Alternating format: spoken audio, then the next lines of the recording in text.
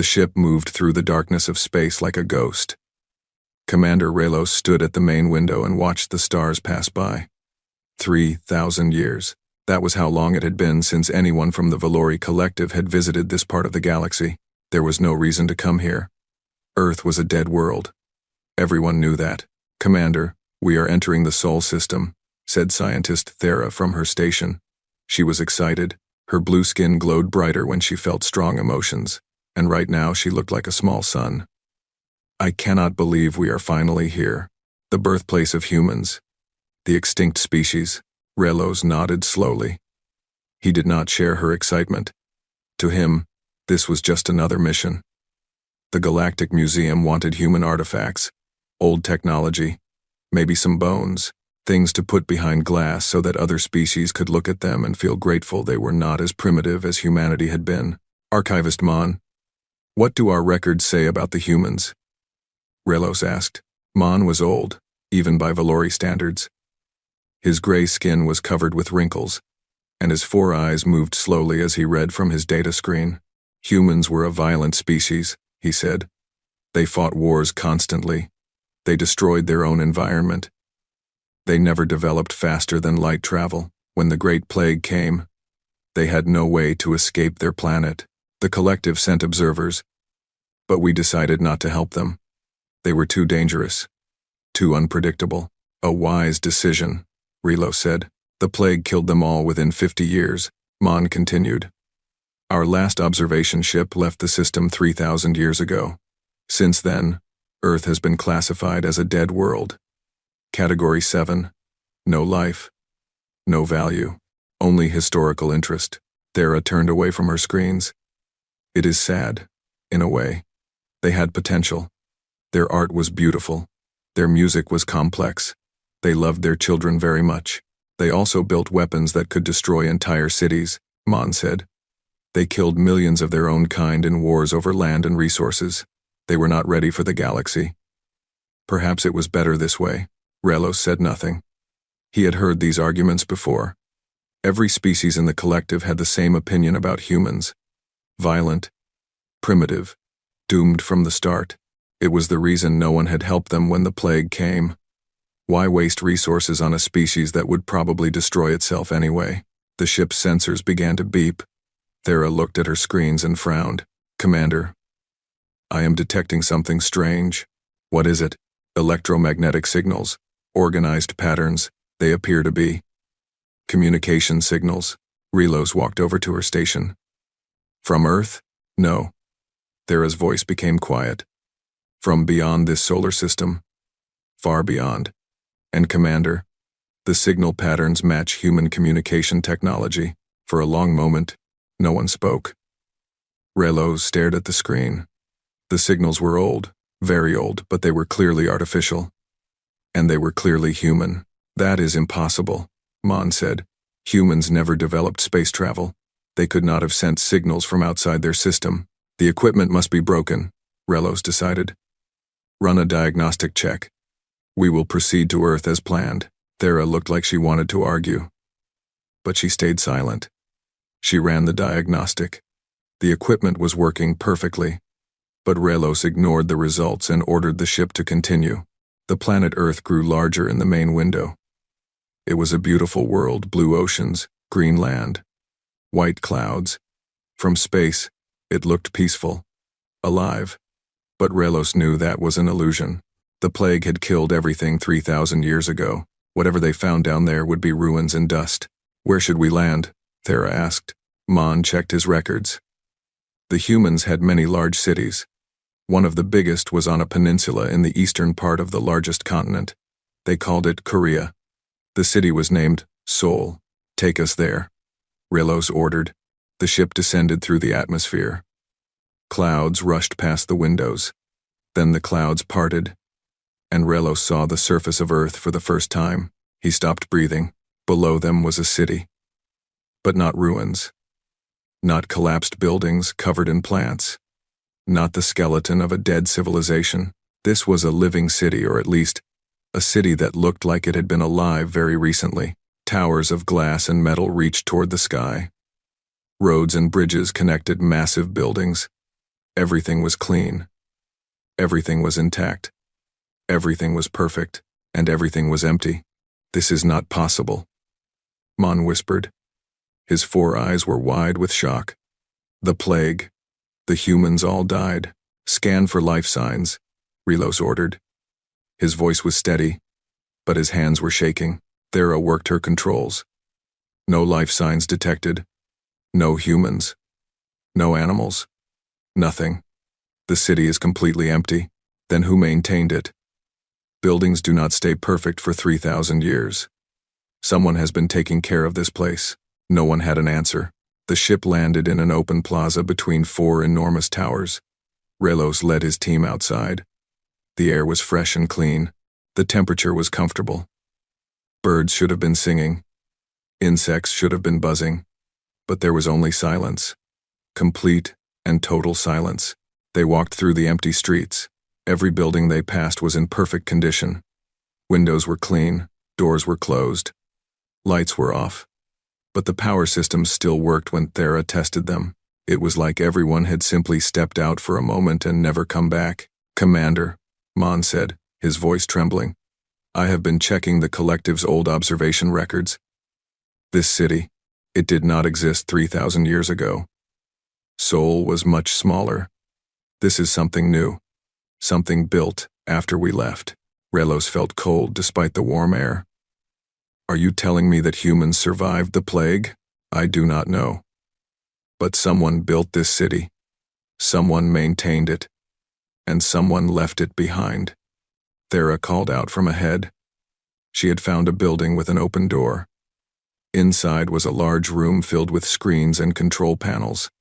In the center of the room was a holographic projector. It still works, she said. Should I turn it on? Relos nodded. The projector flickered to life. A human woman appeared young, with black hair and kind eyes. She wore a simple uniform with a symbol on the chest. A circle around a star. Welcome to New Seoul, the hologram said in perfect Valori language. If you are seeing this message, then you have discovered what we left behind. Please, make yourselves comfortable. There is much you need to learn. The hologram smiled. We have been waiting for you for a very long time. Relos looked at his team. Thera's blue skin had turned pale. Mon was trembling. And in the silence of the empty city, they all understood the same terrible truth. The humans were not extinct. They had never been extinct. And wherever they had gone, they had been watching. Waiting. Preparing. The Valori had come to Earth looking for the bones of a dead species. Instead, they had found a message from ghosts who were very much alive. The hologram of the human woman stood silently, waiting. Relos stepped closer to it, studying her face. She looked peaceful, patient, like someone who had all the time in the universe. Who are you? He asked. My name is Yuna Park, the hologram said. I was the chief architect of the Exodus project. I recorded this message 2,800 years ago. By now, I am long dead, but my work lives on. Exodus project? Thera asked. What is that? The hologram turned toward her. Its eyes seemed almost alive. The complete evacuation of the human species from planet Earth. Every man, woman, and child. Every book, every painting, every piece of music, every memory of who we were and what we dreamed of becoming. We took it all with us when we left. Mon shook his head. Impossible. You did not have the technology. Our records show. Your records are wrong, Yuna said. Her voice was gentle but firm. Or perhaps I should say, your records show only what we wanted you to see. She waved her hand, and the holographic display changed. Now it showed images of Earth from 3,000 years ago. Cities burning. People dying in the streets. Bodies everywhere. The Great Plague, Yuna said. You watched it happen. Your observation ships recorded everything. Billions of humans dying. The end of our civilization. A tragedy. The images changed again. Now they showed something different. Humans in protective suits, moving through empty cities. Large ships being built in underground facilities. Families boarding vessels with everything they owned. What you did not see, Yuna continued, was that the plague was not real. It was a performance, a trick. We engineered a disease that made people appear dead for several days before they recovered. Your observers saw bodies. They assumed those bodies stayed dead. They never checked. Relos felt his legs grow weak. You faked your own extinction? Yes. Why? The hologram was quiet for a moment. When Yuna spoke again, her voice was sad. Because we knew you were watching. We had known for centuries. Your observation ships were not as hidden as you believed. Our scientists found them. We studied your technology. We learned your language. We read your reports about us. She paused. Do you know what those reports said, Commander? They said we were violent, primitive, dangerous. They said we were not worthy of contact, not worthy of help, not worthy of a place in your collective. Your leaders decided that if we ever developed space travel, you would destroy us. We were too unpredictable, too emotional, too human. Thera looked away.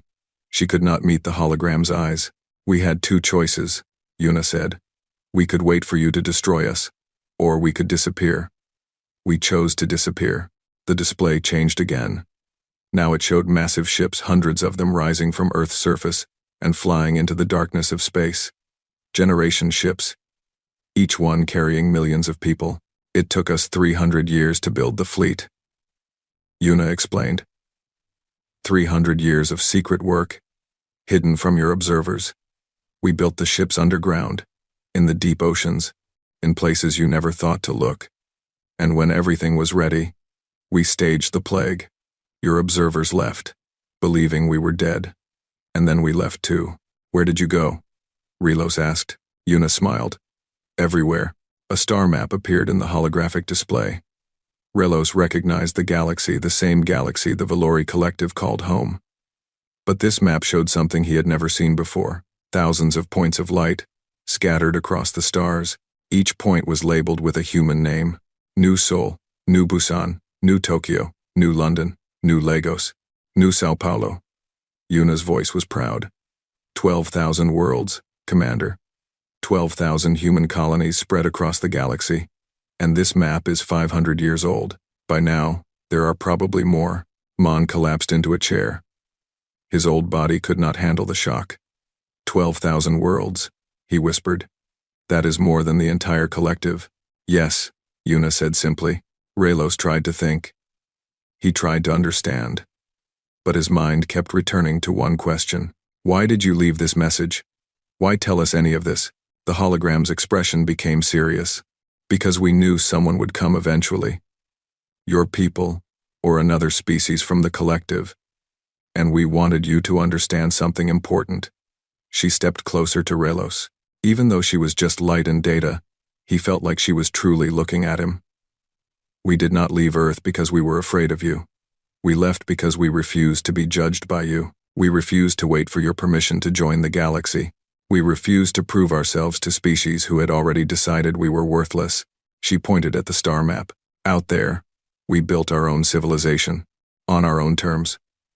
Without your help, without your approval, without your knowledge. And we became something greater than you ever imagined we could be. The hologram began to fade. There is more information in the city archives, Yuna said. Personal logs, historical records, everything you need to understand what happened here. I suggest you study it carefully. Wait, Relos said. Where are your people now? The humans who are alive today, where are they? Yuna smiled one last time. Closer than you think, Commander. Much closer than you think. The hologram disappeared. For a long time, the three Valori stood in silence. The weight of what they had learned pressed down on them like a physical force. Finally, Thera spoke. We need to report this to the collective. No, Relo said. Not yet. First, we need to understand more. We need to know what we are dealing with. He walked to the archives and began searching. For hours, he read through personal logs and historical documents. He learned about a woman named Hana Moon, a general who designed the military that would protect humanity in the stars. He learned about a man named Taeho Kang, an admiral who led the last fleet away from Earth. He learned about ordinary people, teachers, farmers, artists who left everything they knew to build a new life in the unknown. And he learned about something called Protocol Homecoming. It was buried deep in the military archives, hidden behind layers of security that had grown weak over time. The file was old, but its message was clear. Protocol Homecoming. He read aloud. In the event that the Valori Collective or any other hostile power threatens human territory, all available forces will be mobilized for defensive operations. If diplomacy fails, humanity will reveal itself to the galaxy not as refugees hiding in the dark, but as a power equal to or greater than any other civilization. Mon looked up. They were preparing for war. No, Relo said slowly. They were preparing for us to start a war. This is a response plan. A contingency. They hoped they would never need it. He closed the file and stood. We need to find them, he said. We need to understand how powerful they have become, and we need to do it before the collective makes a terrible mistake. Thera pulled up the star map again. The nearest colony on this map is called New Busan. It is only a few light years from here. Raylos nodded. Then that is where we go next. He looked around the empty room one last time. Somewhere out in the galaxy, the children of Earth were waiting. And for the first time in his long life, Commander Relos felt something he had never felt before. Fear. The journey to New Busan took 3 days. 3 days of silence. 3 days of thinking about what they had learned on Earth. Relos barely slept. Every time he closed his eyes, he saw that star map, 12,000 worlds, 12,000 human colonies, and that information was 500 years old. We are approaching the system, Thera announced. Relos walked to the main window. The star ahead was yellow, like Earth's sun. 3 planets orbited around it. The second planet was green and blue, another world that looked like home. Take us into orbit, he ordered. As they got closer, Relos noticed something strange. The planet had cities, just like Earth. Large structures covered the surface, but unlike New Sol, these cities looked damaged, not destroyed, but abandoned quickly. There were ships in orbit, small transport vessels, frozen in place as if they had been fleeing something. Life signs? Relos asked. Thera checked her screens. None. The planet is empty, just like Earth, but this emptiness felt different. On Earth, the cities had been perfect, preserved, waiting. Here, everything looked rushed, panicked. I am detecting something else, Thera said. In the ruins of the largest city. Metal signatures that do not match human technology. Relos frowned. What kind of metal? Thera's blue skin turned pale. Valori metal, Commander. Valori ship materials. They landed near the strange signatures. What they found made Relos stop breathing. Scattered across a wide plaza were the remains of Valori ships. Not new ships, these were old designs, from 2,000 years ago. The kind of scout vessels the collective used for exploration. There were weapons too, Valori weapons, and armor, and bodies, Valori bodies. This is impossible, Mon whispered. The collective lost a scout fleet 2,000 years ago. 12 ships. They disappeared without a trace. We assumed they were destroyed by an asteroid field. They were not destroyed by asteroids, Thera said. She was scanning the wreckage.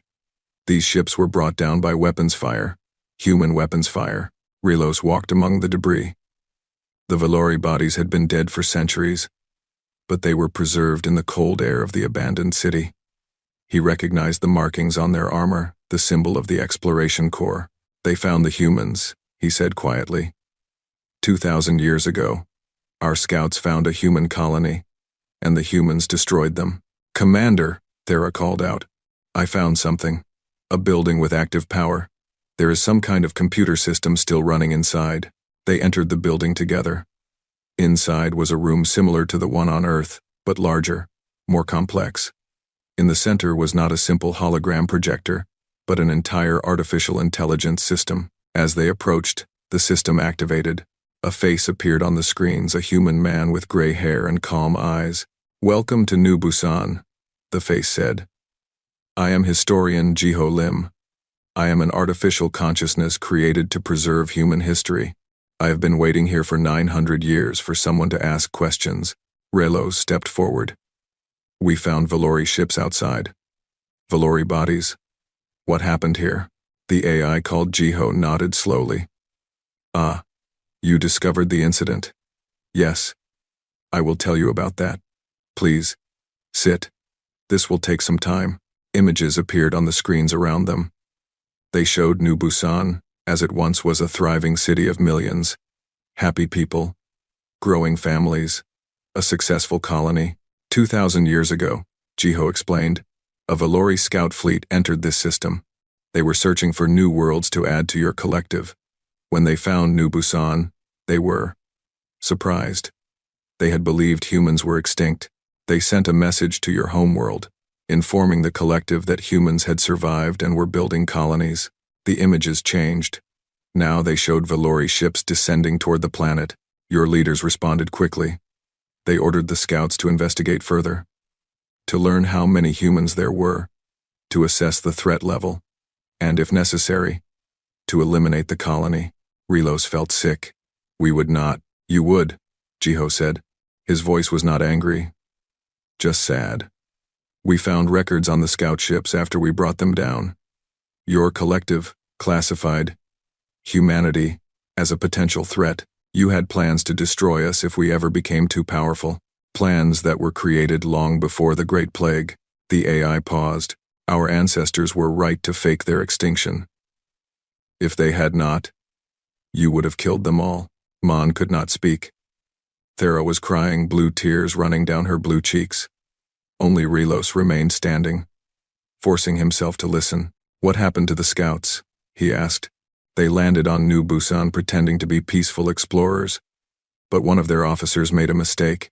He sent an unencrypted message back to your homeworld. Our people intercepted it. They learned the truth that the scouts were gathering information for an attack. The images showed humans moving quickly through the city. Soldiers, weapons, our military responded. The battle was short. Your scouts were not prepared for human resistance. They expected primitives. They found warriors. And after the battle? Relos asked. We evacuated. New Busan was no longer safe. If one scout fleet had found us, others could too. So everyone left. They scattered to other colonies, deeper in human space. Harder to find. Jiho's face became serious. That was when our leaders made an important decision. We could not hide forever. Eventually the collective would find us again. So instead of running, we prepared. We built a military unlike anything the galaxy had seen. We developed technology that would make your weapons look like toys. And we placed observers throughout collective space hidden posts, disguised as asteroids and comets, watching everything you did. Relos thought about the signals they had detected near Earth. The signals from outside the solar system. You have been watching us, he said, for 2,000 years. Yes, Jiho confirmed. We know everything about your collective, your politics, your military strength, your cultural values, your fears. We know that your expansion has been moving toward our territory for the past century. We know that it is only a matter of time before you find one of our colonies again. And when that happens, the AI smiled a strange, cold smile. Then Protocol Homecoming will be activated. Not as an invasion, Commander. We do not want war. But we will not run anymore. If the collective threatens us, we will reveal ourselves, all 12,000 worlds, all trillion humans, all our ships and weapons and technology. He leaned forward. You came here looking for answers. Here is the most important one. We are not the frightened refugees who fled Earth 3,000 years ago. We are a civilization that spans the galaxy. And we have been preparing for this moment since before your great-grandparents were born. Relos felt the weight of those words settle on his shoulders. Why are you telling us this? He asked. Why not just hide? Why give us this information? Jiho's expression softened. Because there is still hope for peace. You are the first non-human visitors in 900 years. That means our watchers have already reported your presence. A human fleet is probably on its way here right now. He looked at Relos with something like kindness. Stay. Meet them. Talk to them. Be the bridge between our people and yours. It is the only way to avoid a war that neither side can win. Relos looked at his team. Thera had stopped crying. Mon was still trembling. But they both nodded. We will stay, Relos said. Jiho smiled, a real smile this time. Good. They will be here soon. I suggest you prepare yourselves. What comes next will change everything you believe about the universe. Relos walked to the window and looked up at the sky. Somewhere out there, a human fleet was coming. A fleet from a civilization that had been watching the Valori for 2,000 years. He had come to Earth looking for the bones of a dead species. Now he was about to meet the living. They came without warning. One moment, the sky above New Busan was empty. The next moment, it was filled with ships. Relo stood at the window and tried to count them. He stopped at 500. There were too many. They kept appearing, one after another, emerging from some kind of faster-than-light travel that the Valori had never seen before. The ships were beautiful, long and sleek, with smooth curves and glowing engines. They moved in perfect formation, like a flock of birds dancing through the sky. The smallest ships were the size of Valori battle cruisers. The largest ones were bigger than anything the collective had ever built. Commander, Thera whispered, I am counting over 1,000 vessels. This is just one fleet. One fleet from 12,000 worlds. Relos did not respond. He could not. His mind was trying to understand what he was seeing, and it kept failing. A message came through their ship's communication system. A calm voice, speaking perfect Valori. Valori vessel, quiet passage. This is the 7th Expeditionary Fleet of the United Human Alliance. We are here to escort you. Please remain where you are and prepare to receive guests. We come in peace. The last 3 words sounded strange to Relos. Humans. Speaking of peace, everything he had ever learned told him that humans were violent, aggressive, dangerous. But the fleet floating above him was not attacking. It was waiting. Patiently, a small shuttle detached from the largest ship and descended toward the surface. It landed gently in the plaza near the Valori vessel. The doors opened, and 3 humans walked out. The first was a tall man with gray hair at his temples and a calm, intelligent face. He wore a simple uniform with no decorations except for a small pin on his chest, the same symbol Relos had seen in the hologram on Earth, a circle around a star. Behind him came a woman in military uniform. She was shorter but carried herself like a warrior. Her eyes scanned everything, the ruins, the Valori ship, the 3 aliens watching from the window. She was looking for threats. Finding none, she relaxed slightly. The third person was a young man with a friendly smile. He carried a small device that projected holographic images as he walked. Relos went outside to meet them. Commander Relos, the tall man said, extending his hand in the human gesture of greeting. I am Ambassador Do-hyun Shin. Welcome to human space. Relos shook the hand carefully. Human skin was warm, soft, not dangerous at all. This is Fleet Admiral Sujin Baek, the ambassador continued, gesturing to the woman. She commands the 7th Fleet, and this is Cultural Liaison Minho Cha. He specializes in helping non-human species understand our civilization. Relos looked at the young man Minho. You have specialists for talking to aliens? Minho smiled. We have been watching your collective for 2,000 years, Commander. We have been preparing for this meeting for a very long time. We like to be thorough. They moved inside, to the building where the AI called Jiho waited. The humans seemed comfortable here, as if this abandoned city was still their home in some way. Minho pulled up a holographic display showing a map of the galaxy. You have questions, Ambassador Do-hyun said. Please, ask them. We will answer honestly. Relos had 1,000 questions. He started with the most important one. How powerful are you? Admiral Sujin answered. Her voice was quiet but strong. Our civilization currently spans over 12,000 colonized worlds. Our population is approximately 4 trillion. Our combined military consists of 8 million combat vessels and 200 billion active soldiers. Mon made a choking sound. The entire Valori collective had maybe 500,000 ships and 10 billion soldiers. The humans outnumbered them many times over. Our technology is approximately 600 years ahead of yours in most areas, Sujin continued. In some areas faster than light travel, Energy weapons, artificial intelligence.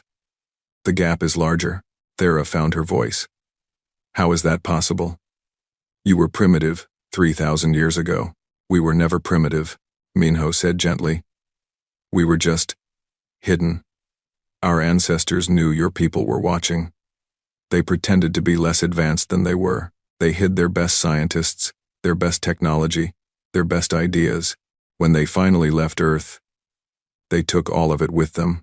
He showed them images on his holographic display. Human cities on alien worlds. Massive space stations. Ships that made the Valori fleet look like children's toys. We have spent 3,000 years building, Minho said. While you expanded slowly, carefully, one world at a time, we raced across the galaxy. We had to. We knew that someday we would meet again, and we did not want to meet as prey. Relos felt dizzy. Everything he believed about the universe was falling apart. Why? He asked. Why hide for so long? Why not reveal yourselves centuries ago? Ambassador Do-hyun's face became serious. Because we remembered. We remembered being watched like animals in a zoo. We remembered being judged as too violent, too emotional, too dangerous to join the galactic community. We remembered that your collective plan to destroy us if we ever became a threat. He stepped closer to Relos. We did not want revenge, Commander. We wanted to be left alone. We hoped the collective would never find us. We hoped we could exist peacefully, separately, without conflict. But you kept watching us, Relos said. Yes. Because hope is not a strategy. We watched. We prepared. We built contingencies for every possible scenario. The ambassador paused. Including this one. What scenario is this? The one where your collective's expansion finally reaches our borders. The one where you discover that we are still alive. Relos thought about the star map he had seen on Earth. The collective had been expanding for centuries, growing larger and larger. He had never thought about where that expansion might lead. Our territory, he said quietly. We have been moving toward your space. For about a century now, Admiral Sujin confirmed. Slowly, but inevitably. In another 50 years, your explorer ships would have found one of our colonies. We have been watching your approach very carefully. And Protocol Homecoming? The humans exchanged glances. It was Minho who answered. Protocol Homecoming is a contingency plan. If the collective threatens human territory, we respond. Not with war, not at first, but with revelation. We show ourselves. All 12,000 worlds, all 4 trillion people, all 8 million ships. He smiled, but there was no humor in it. It is a message, Commander. A very simple message. We are not the species you dismissed 3,000 years ago. We are your equals, possibly your superiors, and if you try to harm us, we will defend ourselves with everything we have. Relos felt the weight of that message pressing down on him. Ambassador Do-hyun spoke again. His voice was kind but firm. We do not want war. War is wasteful, destructive. It benefits no one. But we will not run anymore. We will not hide. The time for hiding is over. He placed a hand on Relos's shoulder. You have a choice, Commander. You can return to your collective and deliver a message. A simple message. Stop expanding toward human space. Recognize our borders. Open diplomatic relations. Let us be neighbors instead of enemies. And if the collective refuses, Admiral Sujin's eyes were cold. Then we will do what we should have done 3,000 years ago. We will introduce ourselves properly, with all 8 million ships, and your collective will learn what happens when you underestimate humanity. The threat hung in the air like a storm cloud. Relos looked at his team. Thera was pale. Mon looked like he had aged another 100 years. But they both nodded. They understood what needed to be done. I will deliver your message, Relos said. I cannot promise how the collective will respond, but I will try to make them understand. Ambassador Do-hyun smiled a real smile, warm and genuine. That is all we ask, Commander. Just make them understand.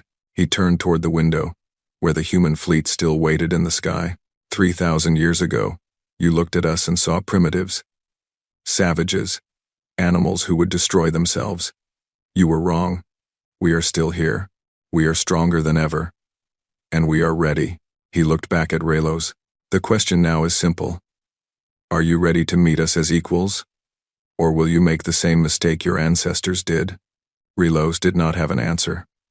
But as he looked at the fleet above 1,000 ships from a civilization that had been preparing for this moment for 3,000 years, he knew one thing for certain. The Valori Collective was about to change forever.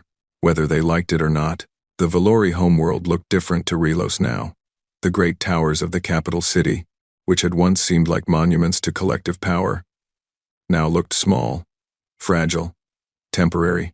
He had been gone for 2 months. 2 months of traveling across space, carrying the weight of everything he had learned. 2 months of sleepless nights, thinking about human ships and human weapons and 12,000 human worlds. 2 months of preparing for the moment when he would stand before the council and tell them that everything they believed was wrong. That moment had arrived. The council chamber was the largest room on the planet.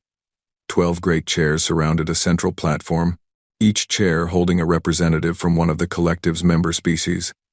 High Counselor Veth sat in the tallest chair, a thin, ancient Valori with silver skin and eyes that had seen 1,000 years of history. Beside him sat War Minister Krell, a younger Valori with the hard face of a soldier. He had already read Raylos's preliminary report. He had already started demanding action. Commander Raylos, High Counselor Veth said, his voice echoing through the chamber. You may present your findings. Raylos stepped onto the central platform. Around him, the 12 representatives watched in silence. Behind them, thousands of observers filled the gallery, politicians, scientists, journalists, ordinary citizens. Everyone wanted to hear about Earth. 3 months ago, Raylos began. I led an expedition to the Sol system. Our mission was to recover artifacts from Earth, which the collective classified as a dead world 3,000 years ago. He paused. Earth is not dead. Humanity is not extinct. And we are in more danger than we have ever been in our entire history. The chamber erupted in noise. Representatives shouted questions. Observers gasped and murmured. Only High Counselor Veth remained calm, watching Raylos with ancient, unreadable eyes. Silence, Veth commanded. The noise stopped immediately. Continue, Commander. Raylos told them everything. The empty cities, the holographic messages, the star map showing 12,000 human worlds, the AI that had waited 9 centuries for visitors, the human fleet that could destroy the entire collective military without breaking a sweat. When he finished, the chamber was absolutely silent. War Minister Krell was the first to speak. This is impossible, he said. Humans were primitives. They killed each other over territory and resources. They could barely reach their own moon when the plague destroyed them. They cannot have built an empire larger than ours. I have evidence, Raylos said. He activated a holographic display, showing recordings from Earth and New Busan. The human cities, the human ships, the human ambassador delivering his message. Krell watched with growing anger. Then we must act immediately, he said. A preemptive strike. Before they can attack us, we will destroy their colonies one by one. We will, War Minister, Archivist Mon interrupted. He had returned with Raylos and stood in the gallery, looking older and more tired than ever. I have analyzed the data we collected. The human military outnumbers ours by a factor of 50. Their technology is 6 centuries more advanced. They have observation posts throughout our space, watching our every move. He shook his head. A preemptive strike would fail. We would lose. Krell's face twisted with rage. Then what do you suggest? That we surrender? That we bow to these primitives? I suggest, Mon said quietly, that we listen to their message. The human ambassador's recording played again. Ambassador Do-Hyun Shin stood on the screen, his calm face filling the chamber. Stop expanding toward human space. Recognize our borders. Open diplomatic relations. Let us be neighbors instead of enemies. This is not a demand. It is an invitation. But it is also a warning. We do not want war. We have never wanted war. But we will not run anymore. We will not hide. If you threaten us, we will defend ourselves. And you will not survive the experience. The recording ended. High Counselor Veth sat in silence for a long moment. When he finally spoke, his voice was heavy with centuries of wisdom and regret. 3,000 years ago, our ancestors looked at humanity and saw only what they wanted to see. A violent species, a dangerous species, a species not worthy of our attention or assistance. We watched them from afar and judged them inferior. He stood slowly, his ancient body trembling with the effort. We were wrong. We underestimated them. And now we face the consequences of that mistake. War Minister Krell stepped forward. High Counselor, surely you are not suggesting— I am suggesting, Veth interrupted, that we do what we should have done 3,000 years ago. We will treat humanity as equals. We will respect their borders. We will open diplomatic relations. And we will pray that they are more forgiving than we deserve. He looked around the chamber, meeting the eyes of each representative. The vote is now. All those in favor of accepting the human terms, one by one, the representatives raised their hands. Some did it quickly, relieved that war had been avoided. Others hesitated, their pride struggling against their fear. But in the end, all 12 voted yes. Even War Minister Krell, his face dark with anger, raised his hand. The motion passes. High Counselor Veth announced. Effective, immediately. All expansion toward human space will cease. Ambassador Relos, yes, Commander. You are now ambassador, will travel to human territory and begin diplomatic negotiations. Relos felt the new title settle onto his shoulders. It was heavier than his old rank. Much heavier. I will do my best, High Counselor. Veth nodded. See that you do. The future of the collective depends on it. The council adjourned. Representatives filed out of the chamber, whispering among themselves. Observers rushed to spread the news. Within hours, every planet in the collective would know the truth. Humanity was alive, humanity was powerful, and humanity was coming. Relos was about to leave when a new message arrived on the chamber's communication system. It was from Ambassador Do-Hyun Shin. I am pleased to hear of the Council's decision, the message said. As a gesture of good faith, we have prepared a gift, complete historical records of Earth. From the beginning of human civilization to the day of our departure. We hope this will help your people understand who we really are. The transmission included a final recording. Relos played it on the chamber's main screen. A young woman appeared. She had dark hair and kind eyes, and she stood on the observation deck of a ship. Through the window behind her, Earth was visible, a small blue dot growing smaller by the second. My name is Eunji Han, she said. I am one of the last humans to leave Earth. I do not know who will find this recording, or when. But I want you to understand something. She looked directly at the camera. They watched us for so long. The Valori, other species too, probably. They watched us fight. They watched us fail. They saw our wars, our crimes, our cruelty, and they decided that was all we were. Violent creatures who would destroy ourselves eventually. She shook her head, but they never saw the rest. They never saw us build. They never saw us dream. They never saw us love. They never saw parents sacrifice everything for their children. They never saw strangers risk their lives to help each other. They never saw artists create beauty out of nothing, or scientists unlock the secrets of the universe, or ordinary people find courage in impossible situations. Her voice grew stronger. They looked at us and saw only what they wanted to see. So we left. We built our own future, in our own image, on our own terms. And if they ever come looking for us, she smiled a fierce, proud smile, we will be ready. The recording ended. Relos stood alone in the empty council chamber, staring at the blank screen. Behind him, the sun was setting over the Valori homeworld, painting the sky in shades of orange and purple. 3 months ago, he had been a simple commander on a routine mission. Now he was an ambassador to a civilization that had been preparing for this moment for 3,000 years.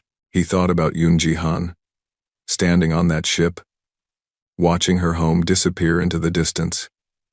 He thought about Yuna Park, who had planned the greatest evacuation in history. He thought about Taeho Kang, who had led the last fleet into the unknown. They had been underestimated, dismissed, abandoned, and they had responded by building an empire that dwarfed anything the Valori collective had ever achieved. Relos walked out of the chamber and looked up at the stars. Somewhere out there, among those countless points of light, humanity was waiting, watching, ready. The Valori had come to Earth looking for the bones of a dead species. They had found something else entirely. They had found a reminder that the universe was far bigger than they imagined. That power came in many forms, and that the most dangerous thing you could do was underestimate a species that refused to give up. Humanity had returned, and the galaxy would never be the same. On Earth, in the empty city of New Sol, lights began to turn on. Ships descended from the sky, carrying the first settlers in 3,000 years. Among them was a young engineer named Sun Wu Jiang. A direct descendant of Yuna Park, he stood in his ancestor's old office, now preserved as a museum, and read her final message on the wall. We are not leaving because we are afraid. We are leaving because we refuse to be defined by those who think they know us. Someday, our children will come home. And when they do, they will come as equals or not at all. Sun Wu looked out the window. The streets of New Sol were filling with people. Children were playing in the parks. Families were setting up homes. After 3,000 years of exile, humanity was finally coming home, and in the sky above, a single Valori diplomatic vessel waited. The first of many. No longer watchers. No longer judges, just neighbors, learning to see with new eyes. Sun Wu smiled. His ancestor would have been proud.